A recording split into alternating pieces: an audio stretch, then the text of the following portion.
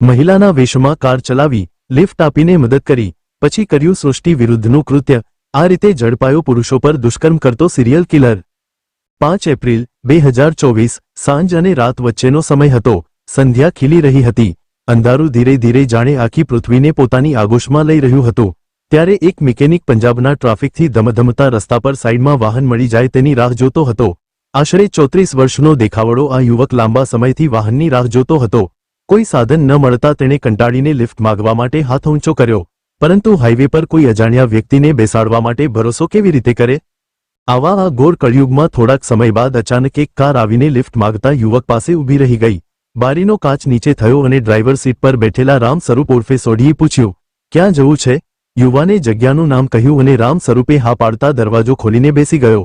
કંટાળેલા યુવાનના થાકેલા ચહેરા પર રાહતનો ભાવ આવ્યો, પણ તેને સપને અંદાજ નહોતો કે આ કાર તેને મંજિલ પર નહીં આખરી મંજિલ પર લઈ જશે.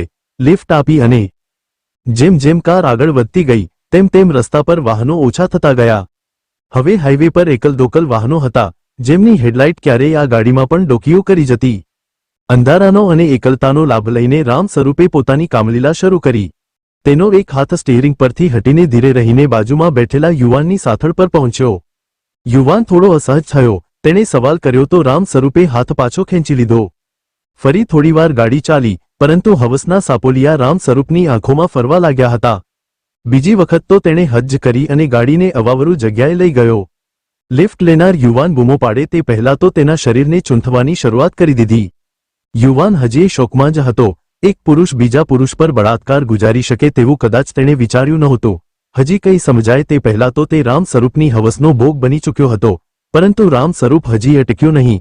તેણે પીડિત પાસે રહેલો સામાન લૂંટી લીધો અને એક ક્ષણ પણ વિચાર્યા વગર તેની હત્યા કરી નાખી.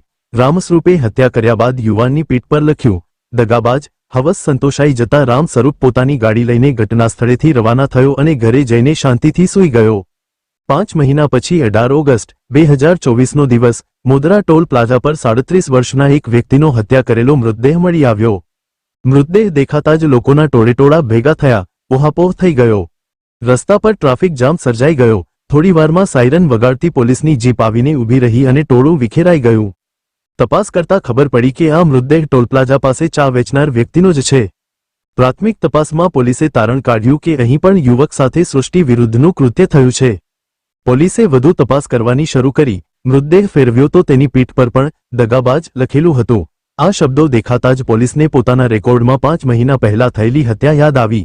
આ એ જ કિલર હતો જેણે 5 મહિના પહેલા ટ્રેક્ટર મિકેનિકની બળાત્કાર કર્યા બાદ હત્યા કરી હતી. રામ સ્વરૂપ વિશે પોલીસને હજી સુધી કોઈ જ જાણ નહોતી, પરંતુ કહેવાય છે ને કે આરોપી કોઈને કોઈ પુરાવા તો છોડી જ જતો હોય છે. અહીં દગાબાજ શબ્દ પોલીસ માટે સૌથી મોટો ક્લુ હતો. પોલીસ તપાસમાં ચોંકાવનારા ખુલાસા પોલીસે થોડા જ દિવસની મહેનત બાદ આરોપી રામ સ્વરૂપને ઝડપી પાડ્યો. પહેલા તો આનાકાની કરનાર રામ સ્વરૂપે જેવો પોલીસના દંડાનો સ્વાદ ચાખ્યો કે બધું જ પોપટની જેમ બોલવા લાગ્યો. એકવાર સોઢીની પત્નીને તેના સમલૈંગિક હોવા અંગેની જાણ થઈ ગઈ. પત્નીના પગ નીચેથી જાણે જમીન જ ખસી ગઈ. રામ સ્વરૂપનું લગ્નજીવન ભાંગ્યું. પત્ની છોડીને જતી રહી. પરંતુ રામસ્વરૂપને તો કદાચ આ જ જોઈતું હતું. પત્નીથી અલગ થઈ ગયા બાદ તો જાણે સોઢીને લીલા લહેર પડી ગઈ. કારણ કે ન કોઈ કહેવાવાળું, ન કોઈ જોવાવાળું અને ના તો કમાઈને ખવડાવવાની ચિંતા રહી.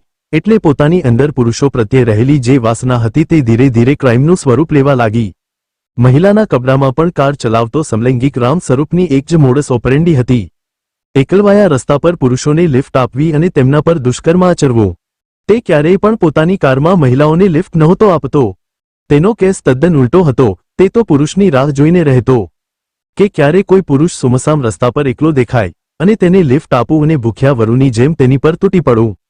પછી શું, માત્ર 18 મહિનામાં જ તેને આવા 11 પુરુષોને પોતાની હવસના શિકાર બનાવ્યા. પહેલા તેઓને કારમાં લિફ્ટ આપી, બાદમાં કારને અવાવરું જગ્યાએ લઈ જતો અને પોતાના અંદર રહેલી ભૂખને કપડાં કાઢીને સંતોષતો. એટલું જ નહીં, બાદમાં તે પીડિતને જીવતો પણ નહોતો છોડતો. કોઈકને ગળે કપડાથી ડૂમો દઈને પતાવી દેતો તો કોઈકને માથે ઈંટ મારીને અથવા તો કોઈ વજનદાર ચીજ મારીને હત્યા કરી દેતો. પરંતુ પોલીસની પૂછપરછમાં રામ સ્વરૂપે આપેલા નિવેદને સૌ કોઈને ચોંકાવી દીધા.